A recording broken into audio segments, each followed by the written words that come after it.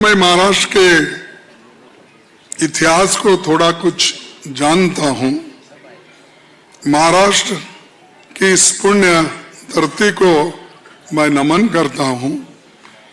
यहां पर छत्रपति शिवाजी महाराज, लोकमान्य तिलक, गोखले और जो सामाजिक सुधारक महात्मा ज्योतिबा फुले, सावित्रीबाई फुले और बाबा साहब अम्बेडकर जैसे महान नायकों की ये धरती है।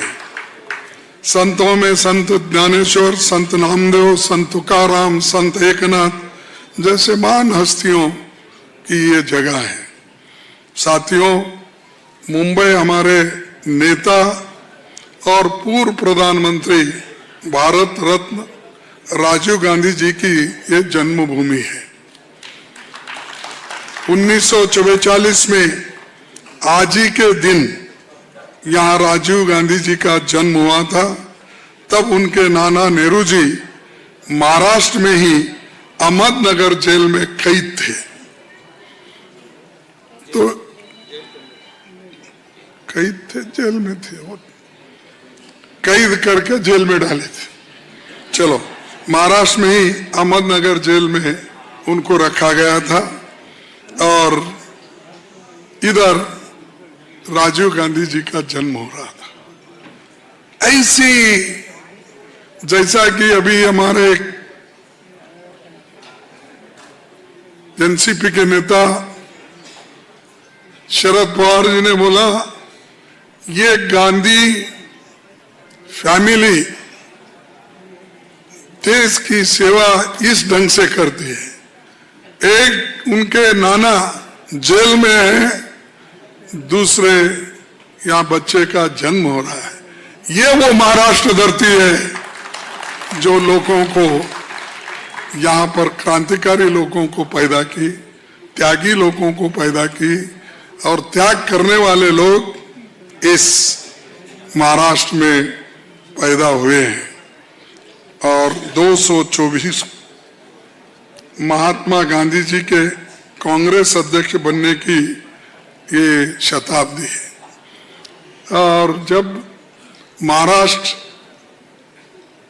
और एक था, बेलगाम महाराष्ट्र जिले में ही था, महाराष्ट्र स्टेट में था, मुंबई स्टेट में, तो गांधी जी का जो अध्यक्ष बने थे 1924 में, वो बेलगाम में उन्होंने अध्यक्ष पद स्वीकारा था।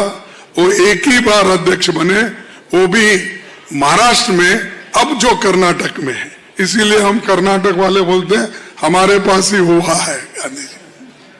तो ये ऐसा इस महाराष्ट्र का इतिहास है और बहुत बड़ा लंबा इतिहास है। पॉलिटिकल हो और सामाजिक हो, हर फील्ड में, हर पहलुओं में महाराष्ट्र के लोग काम किए हैं और दूसरों को भी मदद करने की यहाँ भावना है। कोई भी बोलता अगर बेकार आदमी है, भाई बंबई जाएंगे तो भूखे नहीं मरेंगे, ये कहावत है। इसीलिए तो बंबई इतना बड़ा है कि मैं समझता हूँ मोर और लेस 2 करोड़ के नजदीक आया होगा पॉपुलेशन।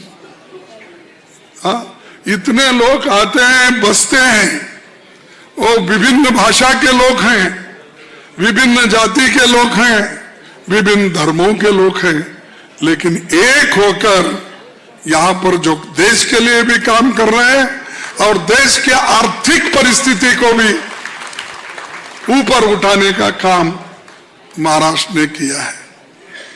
और राजीव जी यहाँ के, जो यहाँ पैदा होने के बाद इन्होंने कहा कि यहाँ पर हम उनका जन्मदिन मना रहे, मनाने के लिए आप भी आ सकते हैं। और शरद पवार जी हैं, उद्धव ठाकरे जी भी आएंगे, तो मैं फौरन मान लिया, क्योंकि दूसरे पार्टी के नेतागण भी आ रहे हैं। और मुझे जाना उचित होगा, इसीलिए मैं आपके दर्शन के लिए यहाँ पर आया।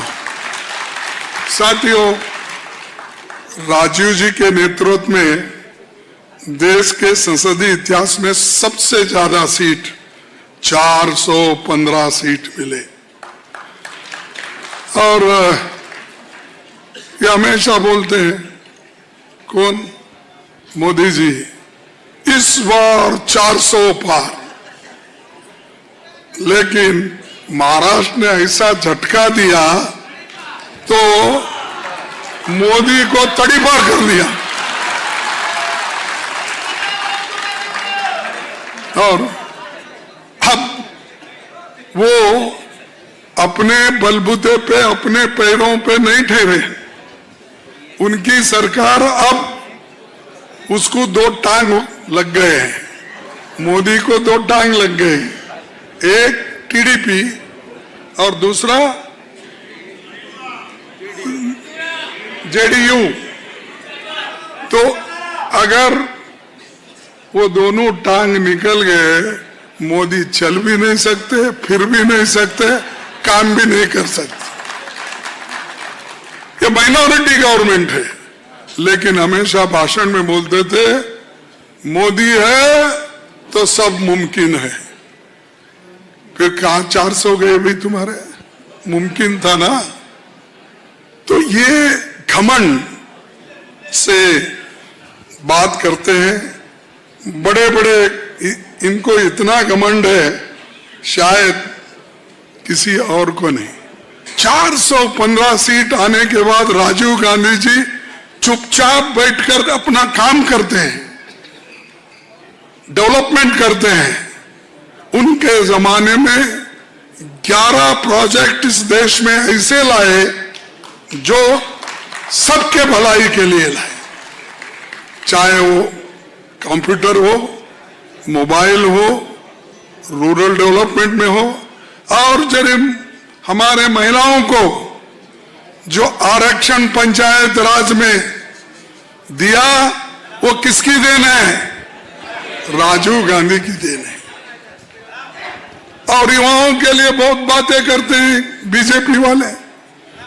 विवेकानंद का जो जन्मदिन जिसने मनाया, वो राजीव गांधी ने मनाया। अब वो विवेकानंद को अपने बगल में लेके, ये हमारा हिंदू का बहुत बड़ा नेता है। अरे, उन्होंने कभी बोले ही नहीं। उन्होंने अपने विचार को देश के सामने रखा, अमेरिका में जाके भाषण दिया। लेकिन ये लोग अब उनके, लेकिन तुमसे पहले राजीव गांधी जी ने उनका जन्मदिन मनाने के लिए सब तरफ काम किया और युवाओं में शक्ति भरने के लिए, स्फूर्ति लाने के लिए विवेकानंद जी का जन्मदिन मनाने का उन्होंने पूरा बेड़ा उठाया। और यह सिद्धांत के लिए और डेमोक्रेसी को ठीक रखने के लिए उन्होंने एंटी डिफेक्शन लॉ लाया। और एंटी डिफेक्शन लॉ लाने के बाद लोगों को एक स्थिरता, स्टेबल गवर्नमेंट मिलेगी, ये समझ के उन्होंने किया। लेकिन मोदी तो या उनके पार्टी के लोग बहुत बातें करते हैं, लेकिन सब सरकारें तोड़ी, ये मोदी सरकार, मोदी और बीजेपी ने तोड़ी। महाराष्ट्र में किसने तोड़ा? उन्होंने ही तोड़ा। कर्नाटक में किसने तोड़ा? उन्होंने ही तोड़ा। मणिपुर में किसने तोड़ा? उन्होंने ही तोड़ा। उत्तराखंड में हमारी जब सरकार थी, उसको कौन निकाला? उन्होंने ही निकाला। गोवा में था, मध्य प्रदेश में, कर्नाटक में, कितने उदाहरण दूं। और ये अपने आप को चैंपियन बोलते हैं कि हम लोकतंत्र के रक्षणदार है, संविधान के रंगो, और जो संविधान के रक्षक हैं, ऐसा बड़ी बड़ी बातें बाहर करते हैं, लेकिन यहां पर हर एक एमएलए को तोड़ने का, यहां तक कि राज्यसभा मेंबर को तोड़ने का, और अपनी शक्ति बढ़ाने के लिए, अब बेचारों के पास कैंडिडेट थे या नहीं मुझे मालूम, शरद पवार साहब के पास से एक को लिए, वो लेते ही फौरन वहां एक उनको राज्यसभा दिए। हमारे पास से एक आदमी भाग कर गया, उस आदमी को भी लिए फौरन राज्यसभा मेंबर बनाए। और एक हमारे महाराष्ट्र मुंबई के नेता थे, वो भी भाग गए, उनको एक राज्यसभा। अरे इतने रेवड़ियां उन्होंने बांटी अपने हुकूमत को टिकाने के लिए, और उनको मेजॉरिटी नहीं थी, 2/3 मेजॉरिटी बनाने के लिए सबको लेते गए। फिर भी चुनाव में इंडिया गठबंधन ने उनको मुंह तोड़कर जवाब दिया और 240 पे उतरे। अरे ये कुव्वत इस भारतीय जनता की है, हिंदुस्तान के लोगों की कुव्वत है।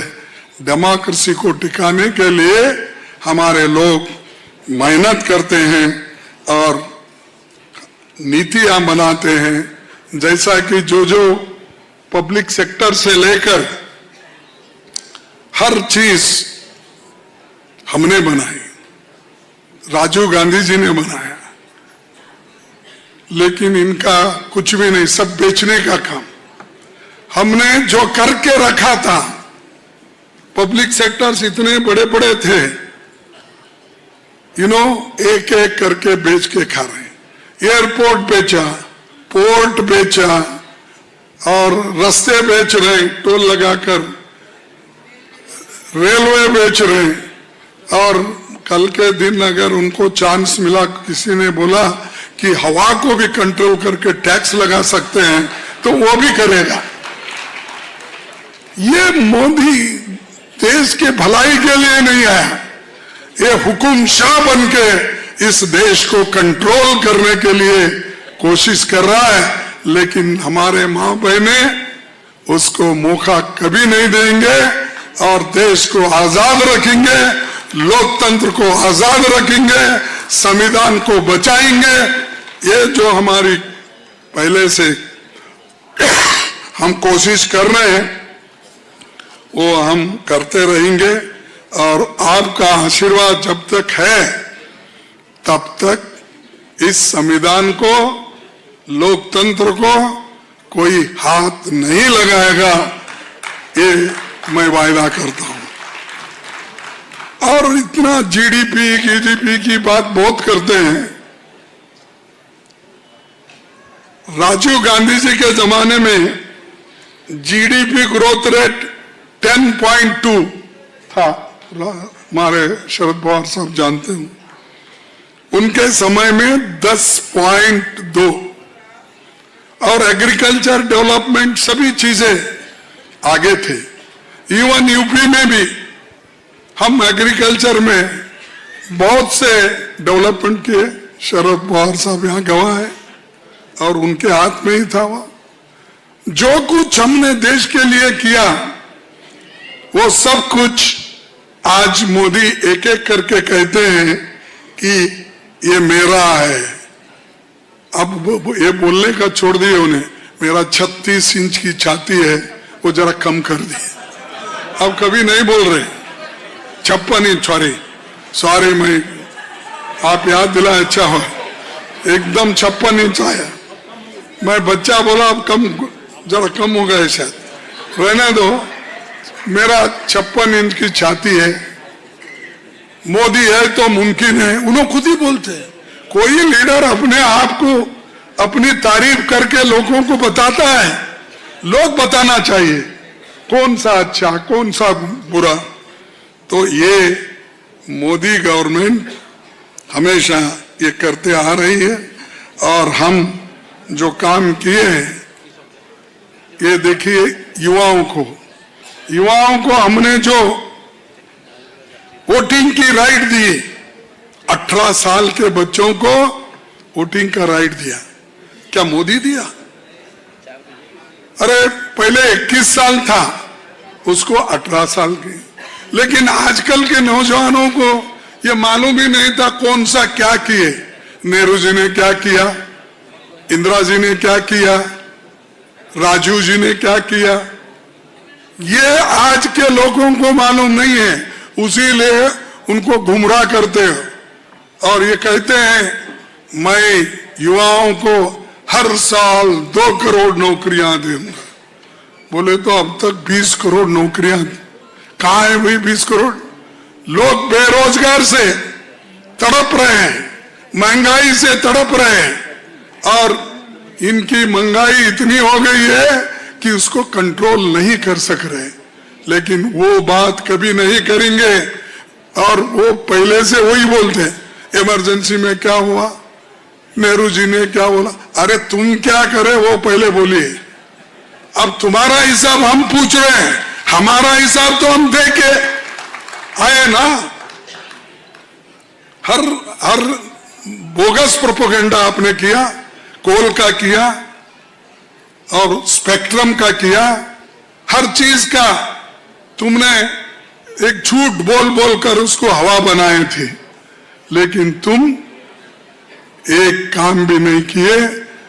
12 पहले तो बोले, अभी भी बोलते, कभी कभी फोटो आती है स्वच्छ भारत, कभी 2-3 लोग फोटो निकालने के लिए वो स्वच्छ भारत का झाड़ू लेके दो। यहाँ हमारे पार्टियों में, देश में इतने लोग हैं, रोज बगैर झाड़ू मारे तो शहर का सफाई नहीं होती। अब मोदी एक दिन ऐसा लेके फोटो में ठहरे तो क्या उससे देश सफाई होता है? तो इसीलिए ऐसे लोगों से आपको दूर रहना है और हमारे महाराष्ट्र विकास आघाड़ी को सब लोग एकजुट होकर मजबूती के साथ इसको आगे लाना है और हमारी सरकार आए जैसा करने का काम आपका है। और कोविड के वक्त भी मोदी ने क्या किया, वैक्सीन आया तो वहां पर उन्होंने अपना फोटो लगाया हर एक इस पे। लेकिन Rajiv Gandhi ji BCG, TB, OPV, polio, DPT के टीकों के लाखों बच्चों के जीवन की रक्षा हुई। भारत वैक्सीन उत्पादन में इसी से दुनिया में बहुत आगे निकला था। लेकिन वैक्सीन सर्टिफिकेट पर उन्होंने कभी अपनी फोटो नहीं चिपकाई जो मोदी ने अपनी फोटो चिपकाई। ऐसे चिल्लर काम करते हैं, ऐसे चिल्लर काम करते हैं। अरे भाई कितने, अब देखिए अब यहां पर शरद पवार साहब है, कितने उन्होंने महाराष्ट्र के लोगों को शुगर फैक्ट्री का, स्कूलों का, लोग आर्थिक दृष्टि से ऊपर लाने का बहुत काम किया। और किसानों के लिए भी जब वो मंत्री थे तब उन्होंने सब्सिडी दी, उत्पादन भी बढ़ाया। मैं समझता हूं शरद पवार साहब, आप कभी उन थैलों पे अपनी फोटो लगाई है? नहीं, क्योंकि उन्होंने सीनियर है मेरे से 2 साल, पूछता हूं उनको तो, क्योंकि उन्होंने सेंट्रल में बहुत दिन काम किए। तो मैं पूछना चाहता हूं, कोई नेता काम करता है सरकार का, अपनी फोटो लगाकर तमाशा नहीं करता। और ये तमाशा ये सरकार कर रही बीजेपी। और इसीलिए आप ऐसे बोगस सर्टिफिकेट देने वालों को और बोगस बातें बोलने वालों को दूर रखिए, क्योंकि वो शाम यहां घुस गया महाराष्ट्र में और उससे अब सतर्क रहना चाहिए। अगर आप बोलेंगे भाई एक चुप बैठो भाई, सुनने का सुनो ना। हाँ, देखो, अगर आप बोलेंगे गलती से ये सांप है भाई, इसको नहीं छूना बोल के अगर मैं बोला, वो कैसा रहता देखेंगे बोल के पकड़ने गए तो आपको वो विष तुम्हारे शरीर में उतरेगा। नहीं, मैं जरा विष है भाई, इसको मत आप छुओ बोल के अगर मैंने कहा नहीं मैं चारा चाट के देखता हूं, अगर आप बोलेंगे तो क्या हालत होगी तुम्हारी? वैसा ही बीजेपी एक विष है जैसा है, एक पॉइजन जैसा है। इसको चाट के देखने की जरूरत नहीं, इसको निकाल के फेंकने की जरूरत है।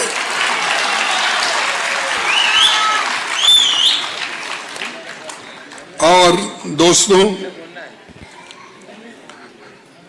राजू जी खुद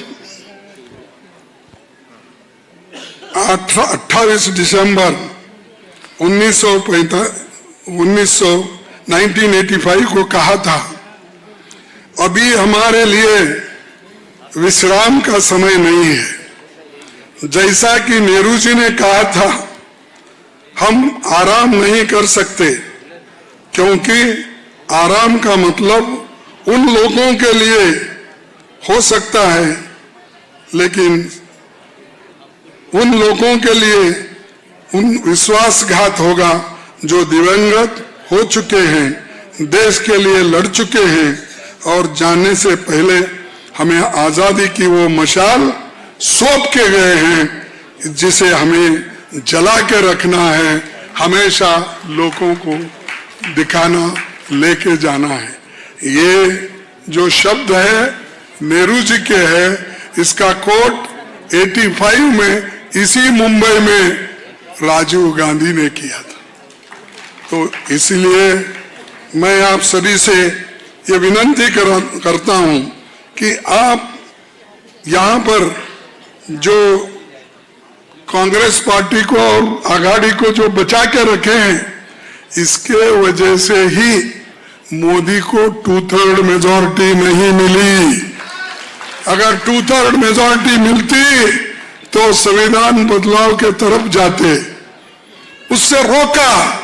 इसीलिए मैं महाराष्ट्र के सभी नेताओं को धन्यवाद देता हूं, वोटर्स को धन्यवाद देता हूं। तुमने मोदी को डिक्टेटर बनाने से रोक दिया, ये बहुत बड़ी बात है। और तीसरी बात, जो हमारे जो नैतिक विचार है, आइडियोलॉजीज है, उसको आगे ले चलना है। इसमें काय मराठी ठीक आहे, आमचा AICC राष्ट्रीय नेता आहे, त्याला इथंच तेवढं कशाला करता, नंतर बघू।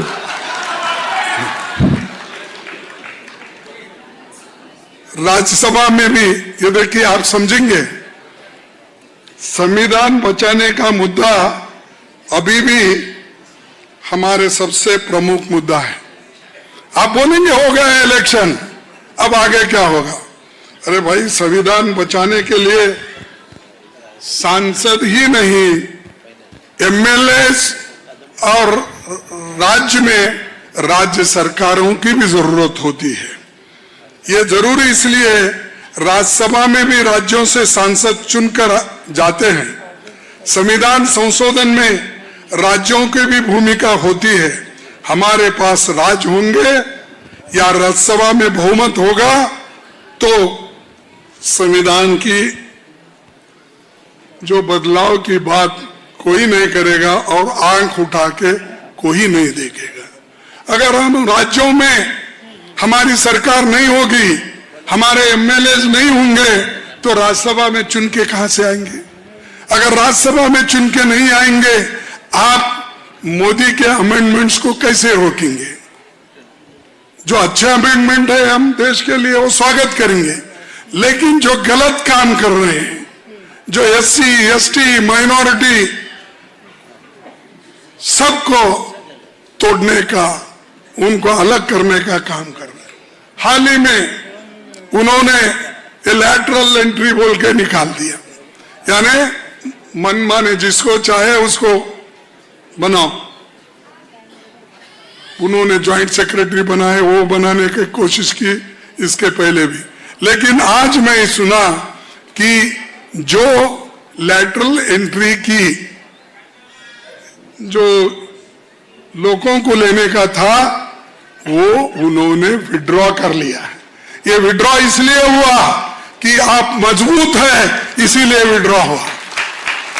अगर आप उसको मेजॉरिटी देते तो नेचुरली वो बराबर बगैर रिजर्वेशन से, बगैर किसी को पूछे सब आरएसएस के लोगों को वहां भर के देते थे। और आरएसएस के लोग एक जगह आए तो वो ऐसे हैं कि अपने ही लोगों को भरते हैं, दूसरे आइडियोलॉजी नहीं चाहते। वो लोग दूसरे लोगों को मदद करना नहीं जानते, सिर्फ अपना ही देखते हैं। इसीलिए आज सभी लोग सतर्क रहना चाहिए। जितना इंपॉर्टेंट एमपी इलेक्शन होता है उतना ही इंपॉर्टेंट एमएलए इलेक्शन होता है, राज्य का भी इलेक्शन होता है, और उसी से राज्यसभा में आपकी नुमाइंदगिरी होती है। उसके बाद में फिर राज्यों में जब वो कानून आता है वो भी 50% से ज्यादा लोग उसको सपोर्ट करना पड़ता है। तो इसीलिए आपको याद रखना पड़ेगा कि वोट डालते वक्त, राज्यों में भी वोट डालते वक्त किस पार्टी को हम आगे लाना चाहिए और किस पार्टी इस देश की हिफाजत करती है, उधर हमको देखने की जरूरत है। और आरक्षण, महंगाई, बेरोजगारी, किसानों, मजदूरों और इनकी तो बदहाली उन्होंने की है, उधर देखते भी नहीं। उन्होंने सिर्फ देखते तो ही लोगों को। कौन? अदानी, अंबानी। अच्छा, वो दो ऐसे कितने हैं किसको मालूम? ये दो बाहर आए हैं, ये दो बच्चे बाहर आए हैं, अभी कितने हैं किसको मालूम? तो इसीलिए आपको सतर्क रहना चाहिए और आप इस देश के लिए और हमारे जो आने वाली पीढ़ी है उसकी रक्षा की जवाबदारी आप पर है। उनकी रक्षा करना आपका काम है। आपके हाथ में तो बाबा साहब अम्बेडकर अपना संविधान सौंप दिया। पंडित जवाहरलाल नेहरू जी ने इस देश में लोकतंत्र को टिकाने के लिए उन्होंने भी अपनी सत्ता आपको सौंप के गए हैं। राजीव गांधी जी ने इस देश में महिलाओं को और हर कम्युनिटी को रिप्रेजेंटेशन मिलने के लिए उन्होंने 73-74 अमेंडमेंट लाकर वो बड़ा काम किया। इसकी हिफाजत करो आप।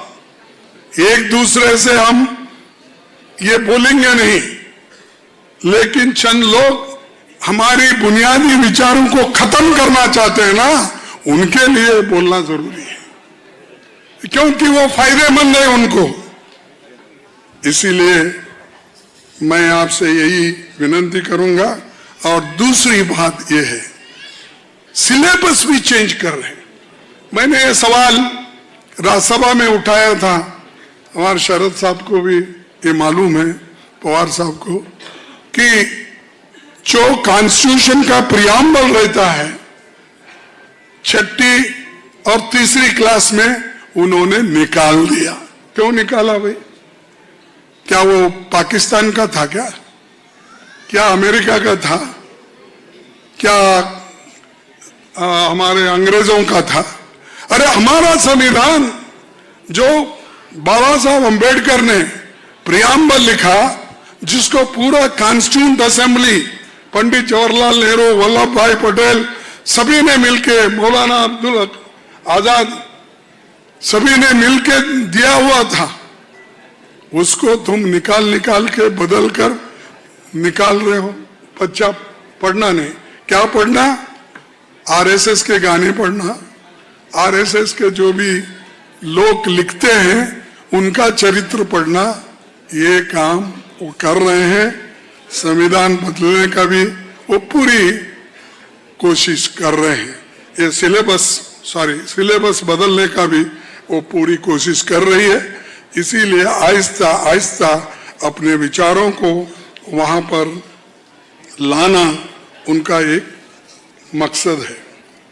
और दूसरी चीज, एक तरफ तो मोदी जी को महाराष्ट्र में सरकार होना, बीजेपी की सरकार होना, अरे दूसरी तरफ महाराष्ट्र में जो इन्वेस्टमेंट आते हैं वो अपने घर को ले जाते हैं।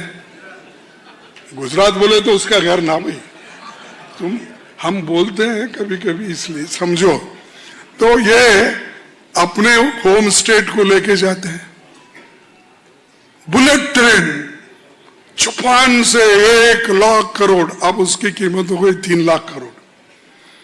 Bullet train Mumbai to Ahmedabad, Ahmedabad to Mumbai. कहाँ है भाई तुम्हारी बुलेट ट्रेन? कितने साल हो गए? अगर वो पूरा भी हुआ, कोई गरीब आदमी उसमें नहीं बैठेगा, इतना महंगा वहां पर होगा। अभी रेलवे के सब भाड़े बढ़ गए। हमारे जमाने में यूपीए सरकार जब थी 10 पैसा भाड़ा बढ़ा तो सब लोग चिढ़ जाते थे। आपको उदाहरण देता हूं, बगैर पूछे हमारे रेलवे मिनिस्टर, हमारे त्रिवेदी क्या नाम था उनका? नहीं, वो बंगाल के, हाँ, दिनेश त्रिवेदी। पाप बेचारा वो किलोमीटर को 10 पैसे बढ़ाया। सब लोगों ने क्रिटिसाइज करने वाले, ये 10 पैसे बढ़ा रहा, 10 पैसे बढ़ा रहा। तब ममता बनर्जी ने ये सुन के उनको गुस्सा आया, मेरा आदमी मेरे को बगैर पूछे ऐसा किया, तो उसकी मिनिस्ट्री से ही निकाल दिए।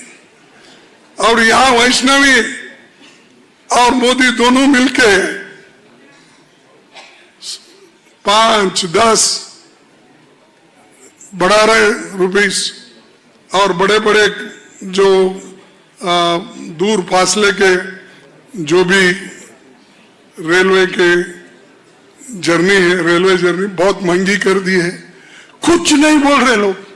अरे हमारे जमाने में रेलवे तोड़फोड़ करते थे, आते थे, लेकिन मैं आपको तोड़फोड़ मत करो बोलता हूं, नहीं तो आप बोलेंगे कि खड़गे साहब बोल के लिए इसीलिए हम तोड़फोड़ कर रहे। लेकिन आपको समझा रहा हूं, लोगों के हित में वो कभी काम नहीं करने वाले हैं। इसीलिए महाराष्ट्र में पक्की सरकार लाना, यही महाराष्ट्र विकास आघाड़ी की सरकार यहां लाना जरूरी है, सबक सिखाना जरूरी है। और ये जो खेल चल रहा है मोदी जी का और शाह साहब का, देखो आप उनको महाराष्ट्र मॉर्टिगेज मत करो, गिरवी मत डालो। इन दोनों को वहां से चला रहे, महाराष्ट्र चलेगा, महाराष्ट्र के लोगों के तरफ से चलेगा, नहीं कि दिल्ली से मोदी और शाह से नहीं। इसको आप देखो।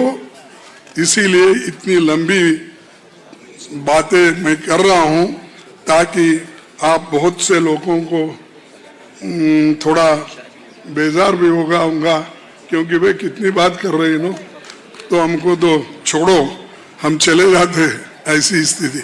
मैं इसीलिए आपको बोलने का ये कर रहा हूं, कोशिश कर रहा हूं कि कोई हम संविधान को अगर कोई छेड़छाड़ करता है तो हम बर्दाश्त नहीं करेंगे।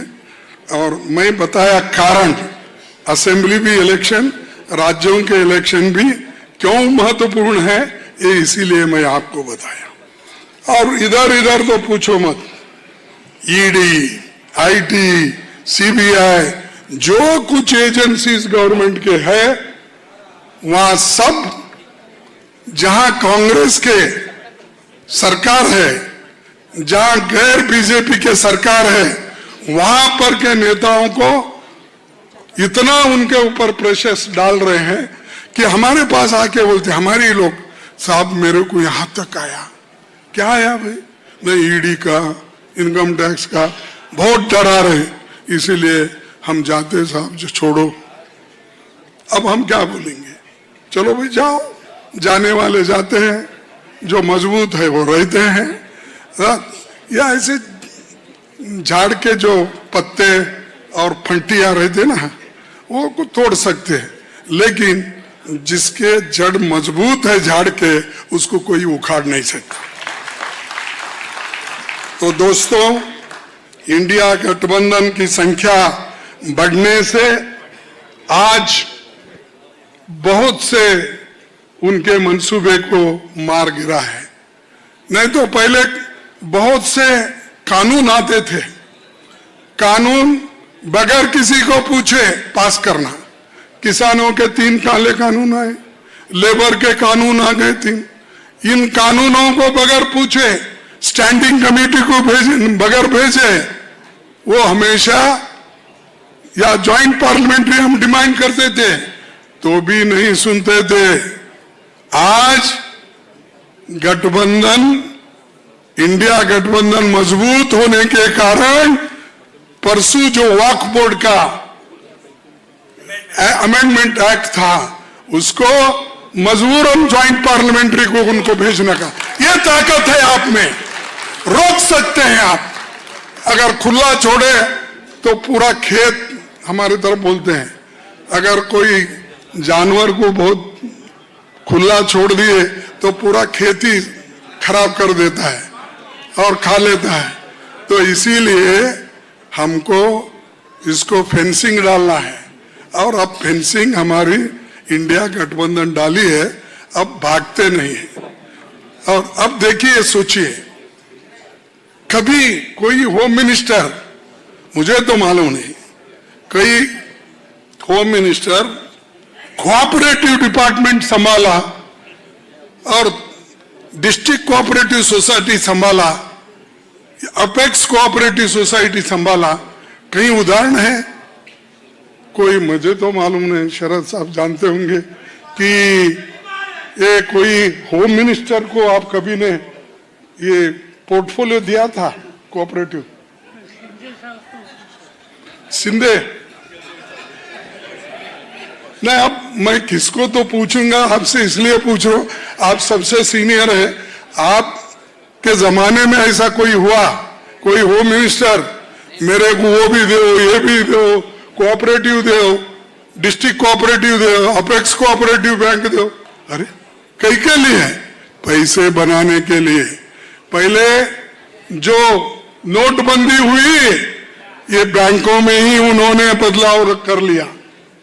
बैंकों में भर भर के उनके तो पैसे ठीक हो गए, उनको मिल गए, लेकिन गरीब लोग जो घर में अपने बच्चों के शादी के लिए रखे थे, बच्चों के किसी पढ़ाने के लिए, इनके पैसे डूब गए, और ये बीजेपी वालों के पैसे बच गए। इसीलिए कोऑपरेटिव सोसाइटी भी उनके साथ, सब चीजें, और ईडी, ये कभी भी पहले नहीं होता था। सीबीआई ठीक है, होम मिनिस्ट्री के पास रहता था। सब चीजें अदला बदल करके एक के हाथ में लाकर आज जो आप कर रहे हैं, उसको आज नहीं कल आपको भुगतना पड़ेगा, और आज नहीं कल आपकी स्थिति वैसी ही होगी जैसी आज आप लोग विरोधी पार्टियों के साथ कर रहे हैं। दोस्तों, मैं और एक बात कहूंगा कि ये अहंकार बहुत है इनमें, तो इसीलिए मैं कहता हूं, ये घमंड और अहंकार छोड़ना चाहिए।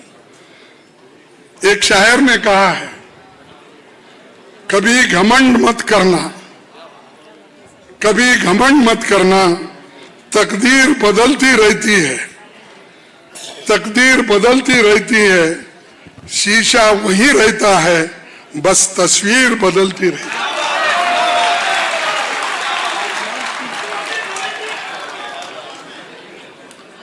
शीशा वही रहता है, बस तस्वीर बदलती रहे।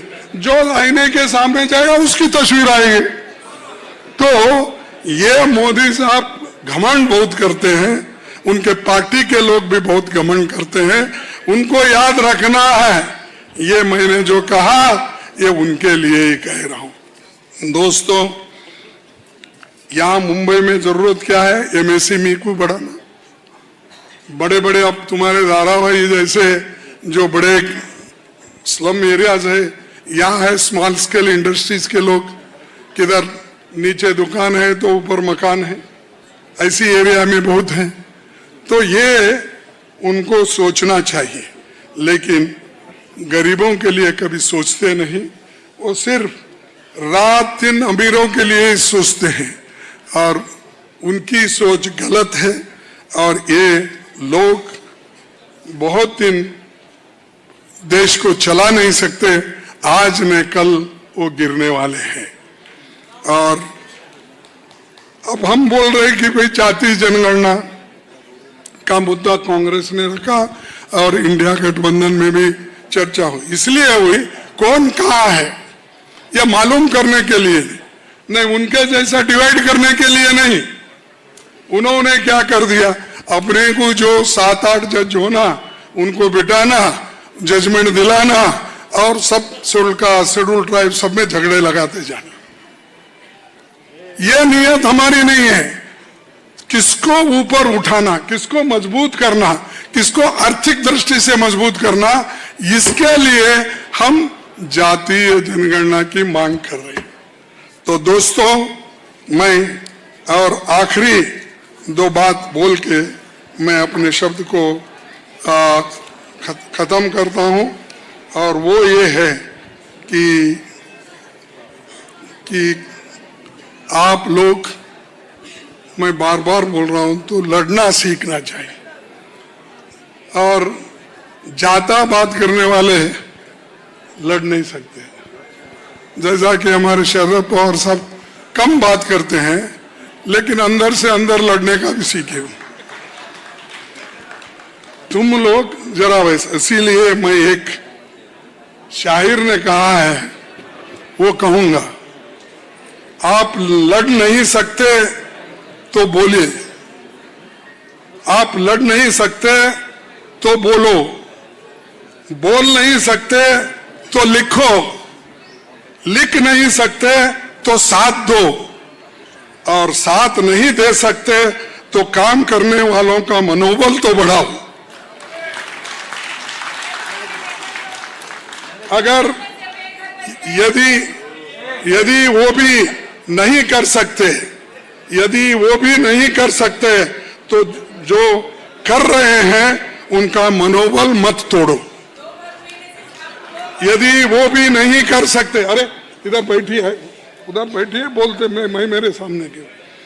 यदि वो भी नहीं कर सकते तो जो कर रहे हैं उनका मनोबल मत तोड़ो, क्योंकि वो तुम्हारे हिस्से की लड़ाई लड़ रहे हैं।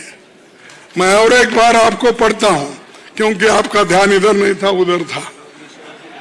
लड़ नहीं सकते तो बोलो, लड़ नहीं सकते तो बोलो, बोल नहीं सकते तो लिखो, लिख नहीं सकते तो साथ दो, साथ नहीं दे सकते तो काम करने वालों का मनोबल बढ़ाओ।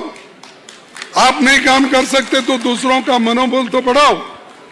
और तीसरा, यदि वो भी नहीं कर सकते तो जो कर रहे हैं उनका मनोबल मत तोड़ो, क्योंकि वो तुम्हारे हिस्से का लड़ाई लड़ रहा है। तो ये आपको करना है। आप ये नहीं कर सकते, ठीक है, लिखना नहीं, ठीक है, काम करना वो भी नहीं है। कम से कम जो करने वाले हैं उनको तो आप मजबूत करो, ताकि आपके काम वो लोग कर रहे हैं उनका मनोबल तुम बढ़ाओ। यही हम चाहते हैं। लड़ो और लड़ो, लड़ते रहो, जब तक आपको विजय नहीं पाएंगे तब तक लड़ते रहो। ये कहकर मैं अपने बातों को समाप्त करूंगा और प्रचंड बहुमत में आप चुन के लाना, यही कहकर मेरे शब्दों को खत्म कर